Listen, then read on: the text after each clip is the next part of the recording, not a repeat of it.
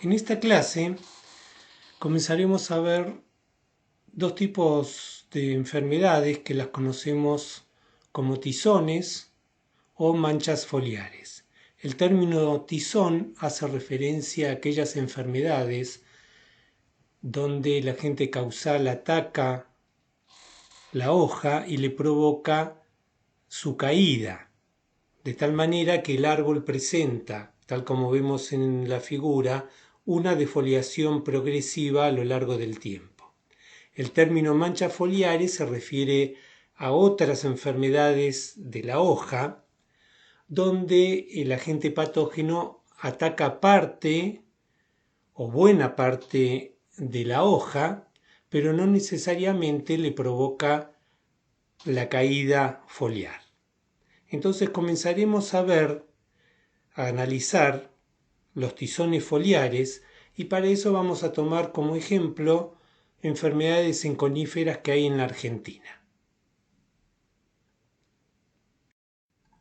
En principio estudiaremos la falsa banda roja, una enfermedad muy repartida, muy presente en todas las plantaciones de coníferas en Patagonia. Esta enfermedad se presenta con una sintomatología a nivel del árbol que se caracteriza por un enrojecimiento de las hojas, y como observamos a la izquierda, las hojas enrojecidas, amarronadas y que se defolian, se caen con el tiempo, tienen una distribución en la zona inferior de la planta y en la zona interior. En cambio, hacia arriba y hacia afuera, la incidencia de la enfermedad es menor. Esto es la sintomatología a nivel del árbol. Pero a nivel de la rama, cuando nos acercamos al árbol, a un ejemplar atacado, observamos que las hojas del último año, permanecen verdes, lo cual indica que no son susceptibles al ataque. En cambio, sí lo son aquellas de más de un año de edad. Esto tiene importancia porque habla de la susceptibilidad que tienen las hojas en determinados momentos de su vida. Durante el primer año de desarrollo de las hojas, la enfermedad no se puede desarrollar. También tenemos una sintomatología a nivel de las hojas mismas, en este caso de las acículas, donde observamos que por un lado la hoja se marchita, se amarrona, pero al mismo tiempo se desarrollan bandas transversales de color rojizo o castaño rojizo, como observamos en la figura de arriba, y correspondientemente con esas bandas que le dan el nombre a la enfermedad, banda roja o más específicamente falsa banda roja, a nivel de estas zonas enrojecidas aparece el signo de la enfermedad, donde se observan que hay dos porciones de la epidermis que se separan, acá están marcadas en la fotografía de color amarillo, y al abrirse, formando unas estructuras similares a solapas, aparece el signo del patógeno. En esta lámina observamos al patógeno con mayor detalle. Observamos acá en el dibujo la presencia de estas estructuras con forma de solapas que corresponden al tejido epidérmico, y en el centro observamos la estructura que se corresponde a un apotecio. Acá a la derecha observamos con mayor detalle estas estructuras que se forman como si fueran solapas, dado que desde el interior de la hoja está empujando la fructificación del patógeno que está creciendo en el tejido, las hifas están creciendo en el tejido, en el mesófilo, y cuando se forma la fructificación, empuja la epidermis, la rompe por la línea de estomas y se forman estas estructuras con forma de solapa. Este patógeno es un ascomicete, un ascomicota, que forma un apotecio de tal manera que corresponde a la clase Discomicetes, y el nombre del patógeno es horrible, se llama Cyclaneusma minus, es el nombre que le dieron los botánicos o los micólogos que describieron a este patógeno. En la figura de la derecha observamos el corte transversal del patógeno y acá arriba a la derecha observamos las ascosporas que característicamente en este grupo de discomicetes son alargadas como si fueran un pelo, decimos que son filiformes, y acá observamos la morfología de las esporas asexuales, las cuales se observan en cultivo pero rara vez se encuentran en la naturaleza. Esto quiere decir que nosotros podemos cultivar a este patógeno, que es un patógeno necrótrofo, o sea que le produce la muerte al tejido y luego vive a expensas del tejido muerto de la hoja. Cuando lo cultivamos, se observa la formación de estructuras que forman esporas asexuales, acá llamadas picnidiosporas. Son conidios. Como dije, solamente se forman en cultivo, no se observan en la naturaleza en las hojas atacadas.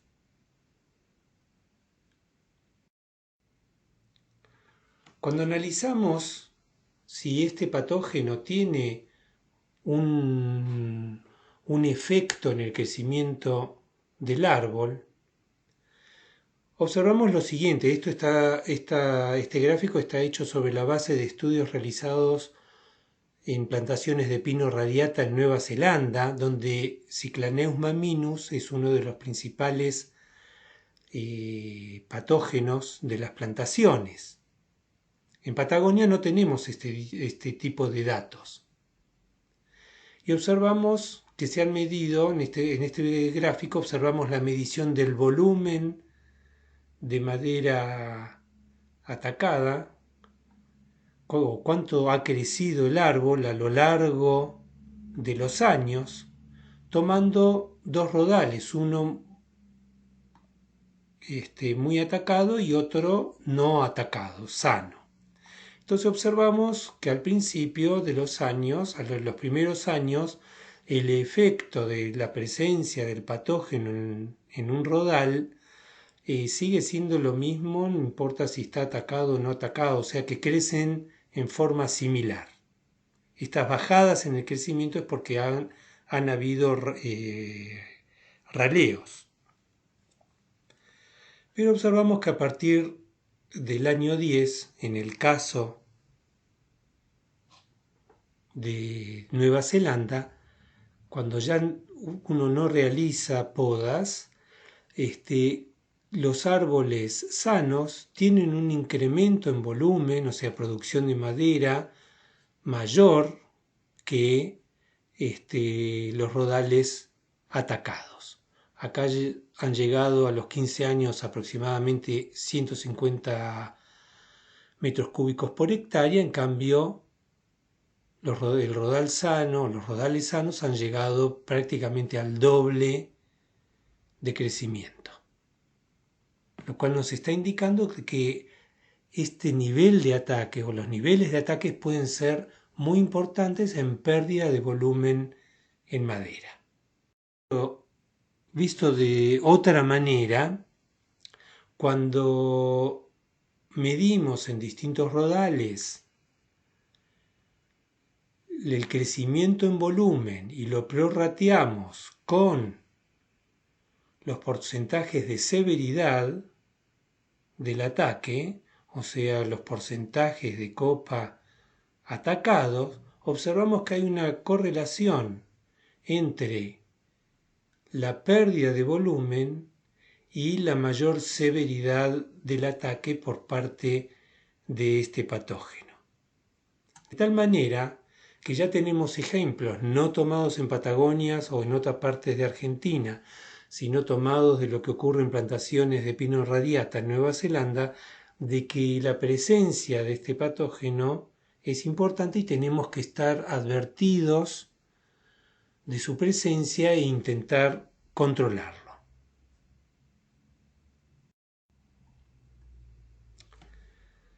También en Nueva Zelanda se ha medido, esto se realizó hace muchos años y sirvió como modelo para darle como ejemplo de la importancia que pueden tener los tizones foliares causados por Cyclaneum minus en las plantaciones de coníferas en otras partes del mundo. Acá se midió cómo fue la evolución de la caída foliar a lo largo del año. Observamos que hay meses de menor caída y momentos del año de mayor caída foliar. Y también se han estudiado cómo se liberan las esporas en el aire. Uno puede poner trampas en la plantación para que se depositen las ascosporas que constituyen el inóculo principal, el inóculo primario para el ataque. ¿En qué momento ocurre? Se puede correlacionar la liberación de las ascosporas con la cantidad de apotecios formados en las hojas, y también se puede correlacionar la cantidad de lluvia que ocurre a lo largo del año con la liberación de estas ascosporas. Observamos que cuando hay picos de lluvia se correlaciona con picos de mayor dispersión de las ascosporas en la plantación.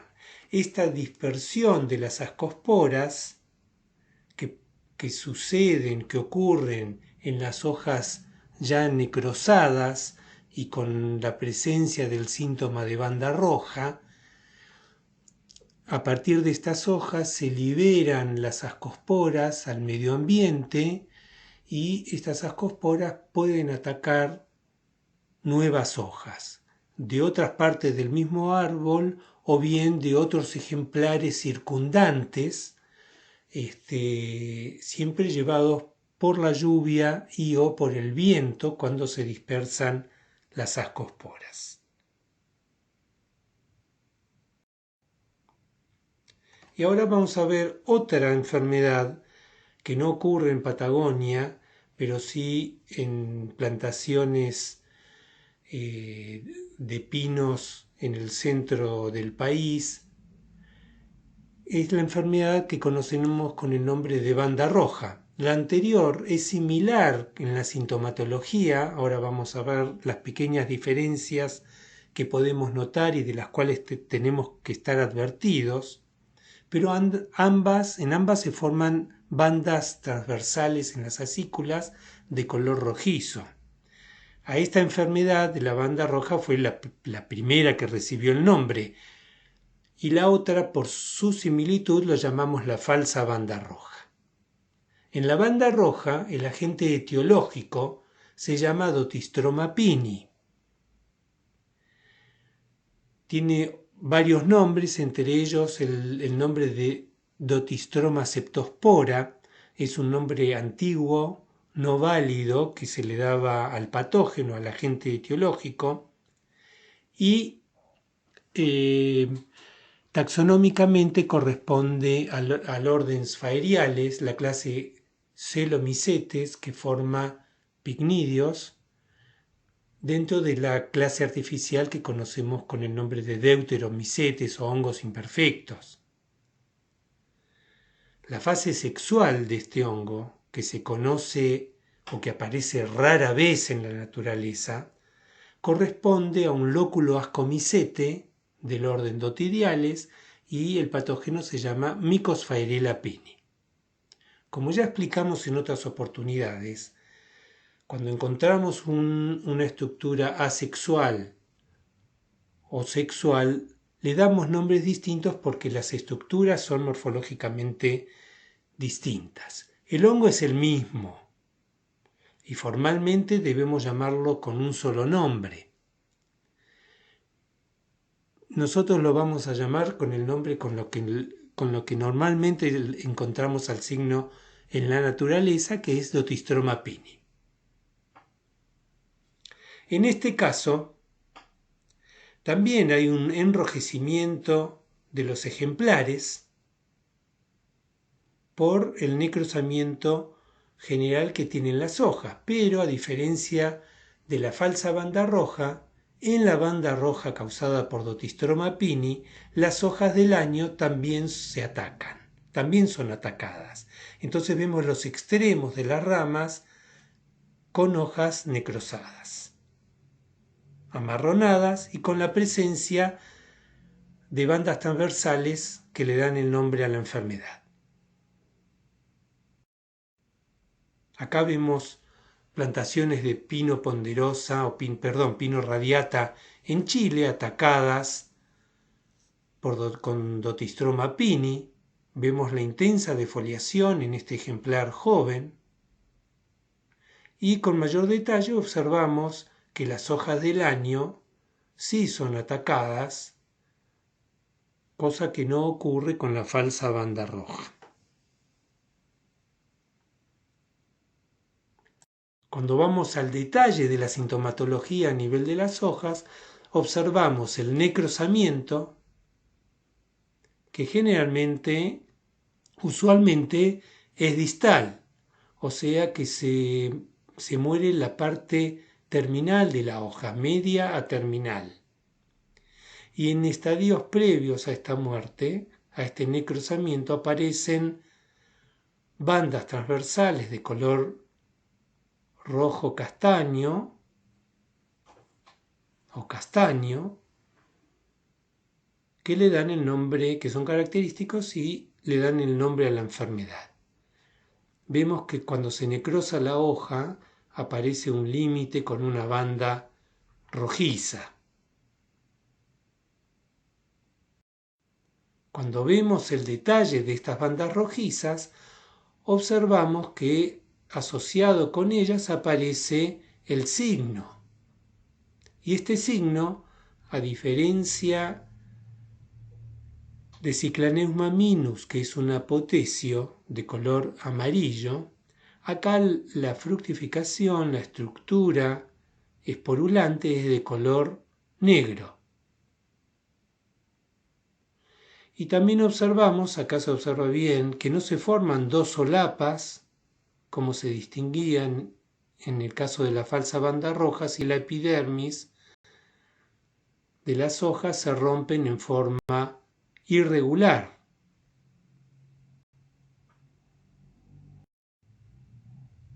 Entonces podemos observar uno o numerosos conidiomas, o sea, estructuras asexuales que forman conidiosporas, asociados con las bandas rojas.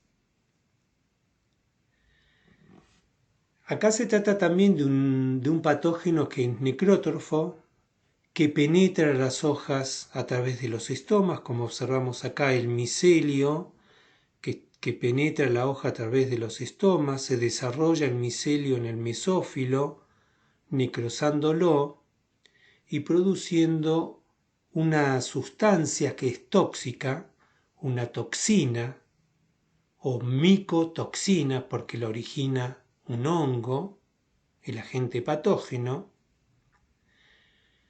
Esta toxina lo que provoca es la oclusión del tejido de conducción. de tal manera que produce el impedimento del transporte a través de las traqueidas, y entonces al impedirse el transporte de un lado, del lado sano a la extremidad, las partes distales, terminales de la hoja, se necrosan.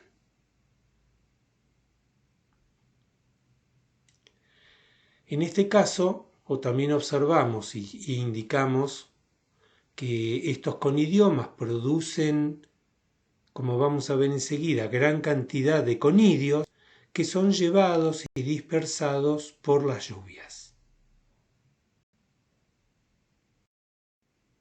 Acá tenemos un dibujo de un corte transversal de un conidioma que es productor de gran cantidad de conidios o conidiosporas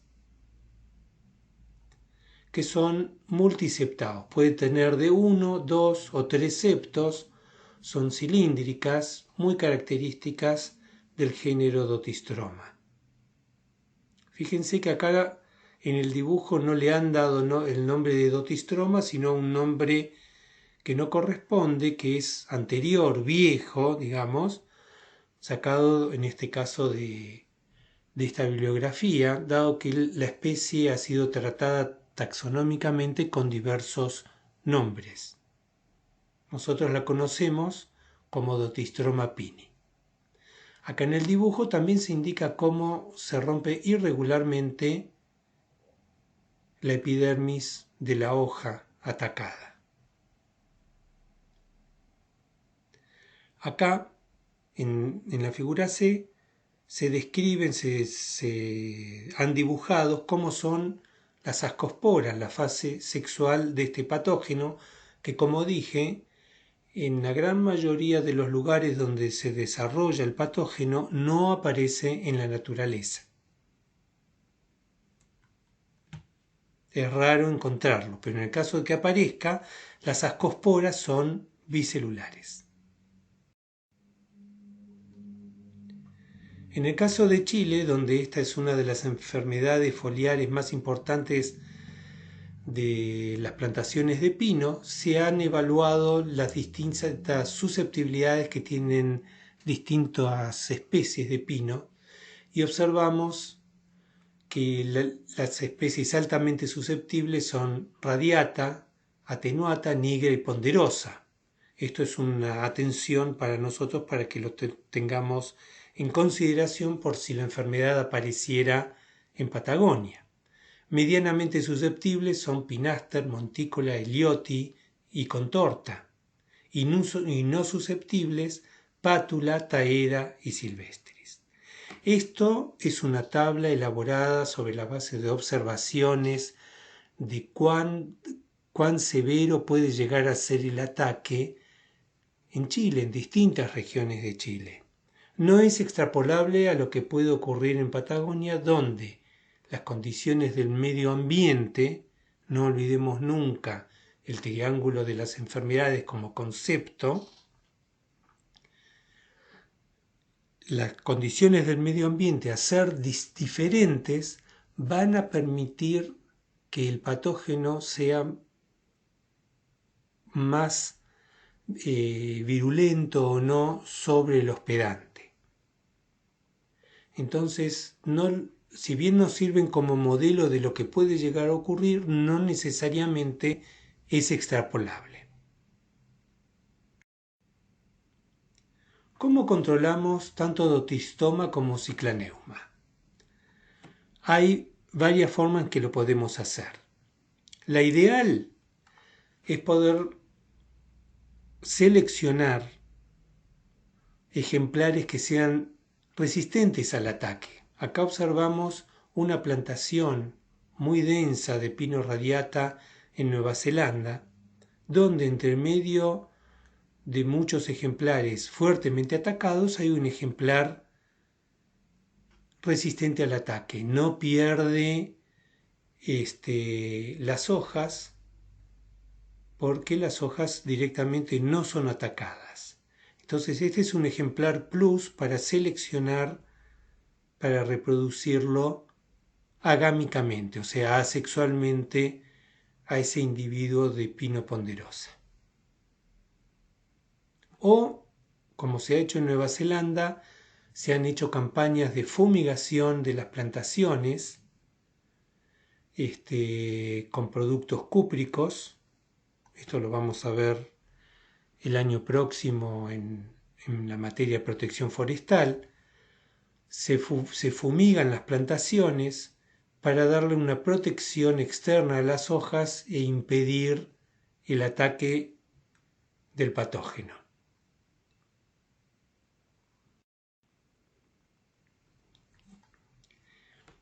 Por último, vamos a ver una experiencia de control de dotistroma en plantaciones jóvenes en Chile. Este es un trabajo que tienen para leer, para la materia. Se seleccionaron 10 rodales diferentes, plantaciones jóvenes, donde se aplicaron distintos tipos de métodos de control.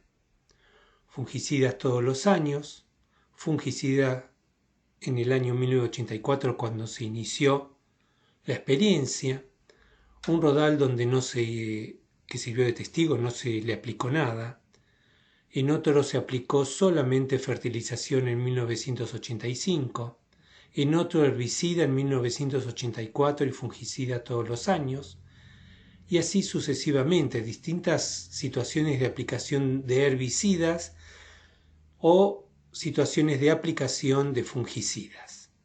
Cada aplicación constituye un gasto económico y lo que se trata acá es de evaluar qué sistema sería el más barato para darle mayor protección a la plantación. La aplicación de herbicidas es para eliminar plantas en la plantación que pudieran ser reservorio de conidiosporas que pudieran infectar a los ejemplares. Entonces,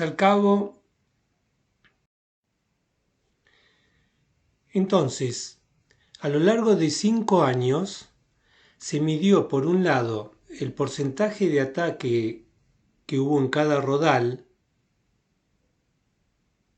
y por otro lado el crecimiento, el DAP, el diámetro, la altura del pecho de cada uno de los rodales y se correlacionó por un lado los porcentajes de ataque y los crecimientos en DAP, acá representado con los triángulos.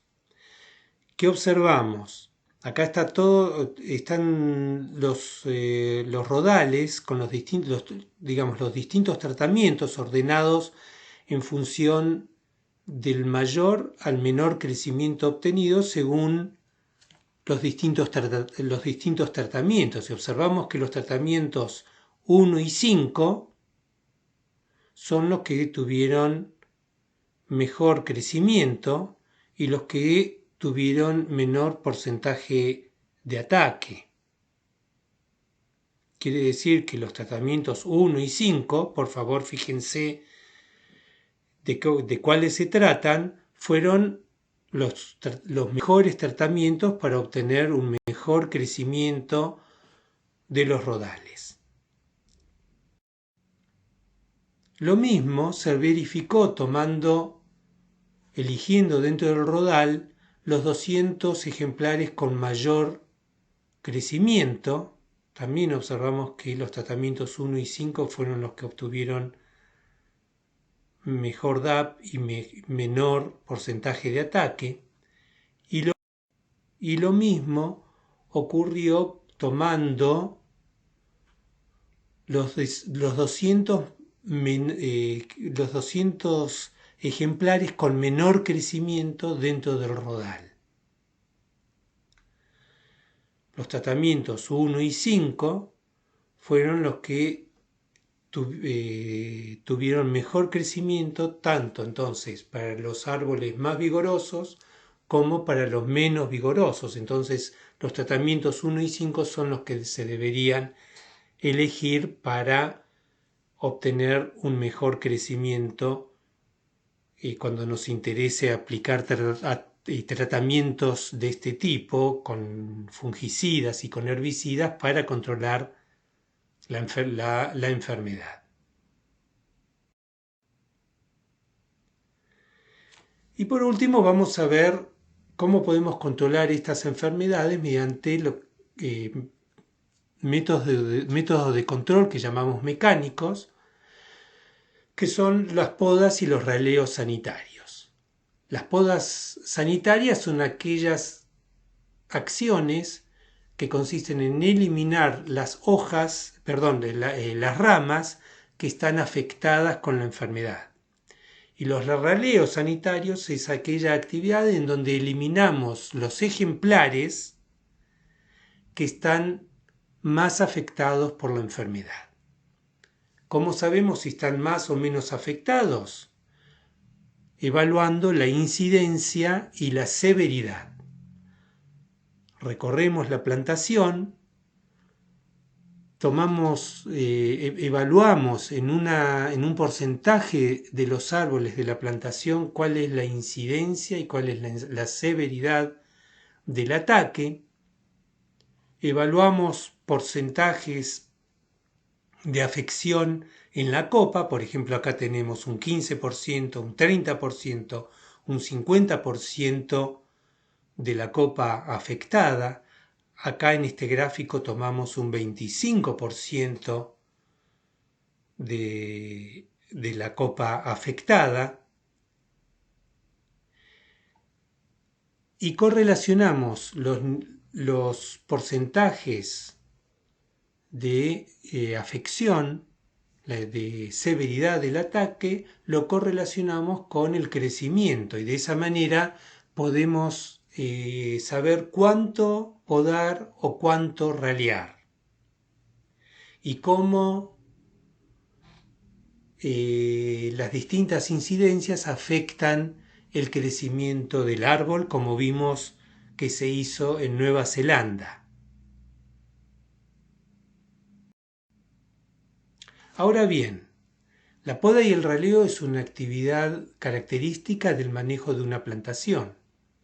Y en Estados Unidos, hace muchos años, para la especie Pino ponderosa, se hizo una experiencia que duró 16 años, en donde se tomaron rodales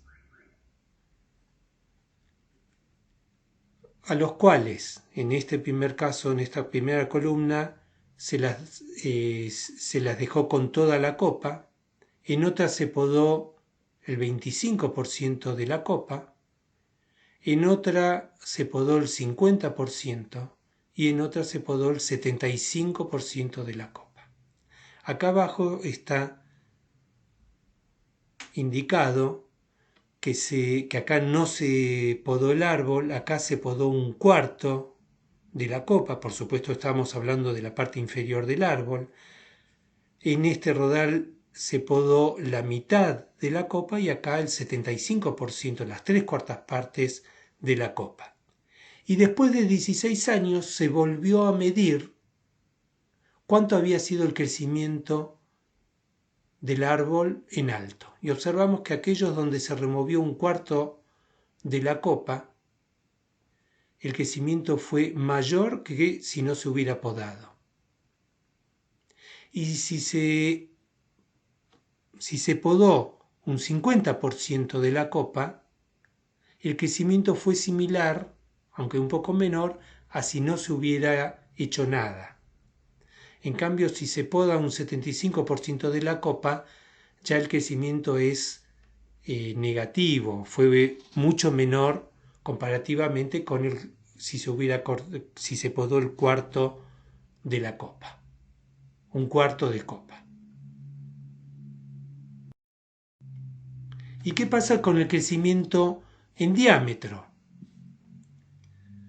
Observamos que si se eliminó un cuarto de la copa, el crecimiento a lo largo del tiempo y al cabo de los 16 años fue mayor que si se podó la mitad de la copa o si se removió o se extrajo un cuarto de la copa.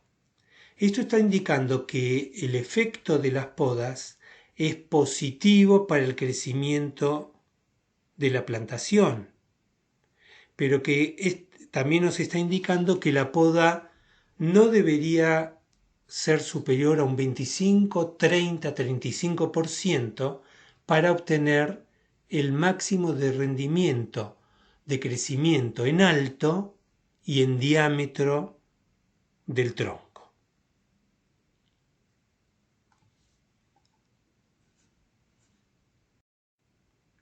Esto lo podemos llevar a un cuadro como este, donde está reflejado cómo es